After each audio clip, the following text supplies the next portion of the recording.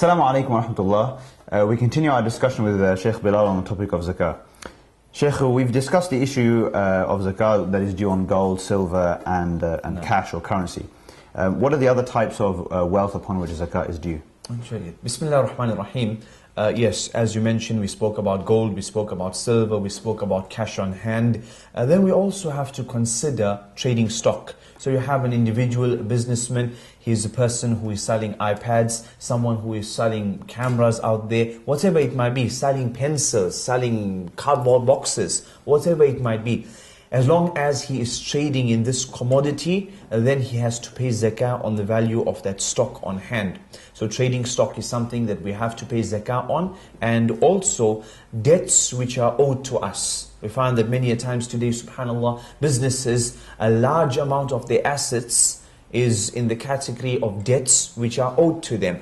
And so this here is also an asset, and so one has to pay zakah on that. Now, okay, and just on the issue of debts, then just taking that to the individual level, and maybe away from the business level, but to the individual level, is it also the case, therefore, that a debt that is owed to me as an individual, does I still need to pay zakat on that debt? No, 100% yes. For example, Brother Naseem, if you lent someone £5,000, you lent a cousin £5,000, so you know he's going to pay you this money. Suleiman, whenever you ask him, he's going to give you back the money. You told him 5 months, 6 months, whatever it might be.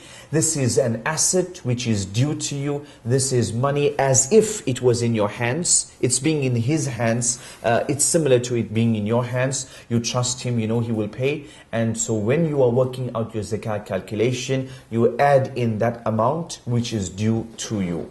Okay, and even if, for example, let's say, for example, I've lent someone £5,000, but I haven't asked them, or I'm not going to ask them to repay it for, 4 years, for example. Okay. And there's no, let's say there's no intermediate repayments, it's just I've lent them 5,000, I'm saying, okay, pay me back in 4 years' time. Now, if, for example, you have this money which was given to Suleiman, and he was given 5 years to pay you back this money, you have either one of two options.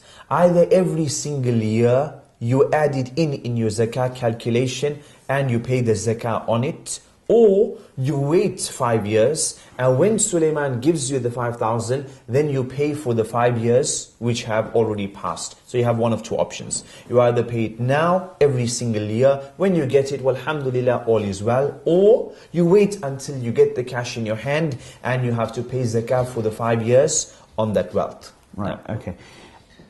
Also on the issue of debts, obviously the kind of debts which people get into at the moment is not just between individuals, it's also between, for example, someone may have a credit card and may have got into a situation where they have incurred a lot of debt on a credit card. Now it could be the case that they're making their payments regularly and therefore not incurring any interest. However, let's say for example that someone is in a situation where they owe Lloyd's TSB, £1,000, £1,500, and maybe £200 of that is actually interest or charges or whatever it may be. What would one do then in this situation? Well, this obviously is dealing with the mas'ala of minusing our debts. Jayid. What happens when I'm working out my zakah? We said an asset that we add in that amount which is due to me. When we are working out our zakah, we also minus debts which I owe. And so the individual who owes Lloyds or whoever it might be, he minuses that amount which is due from him. As for the interest charges, then he is not allowed to minus this amount because this was a haram amount in the first place.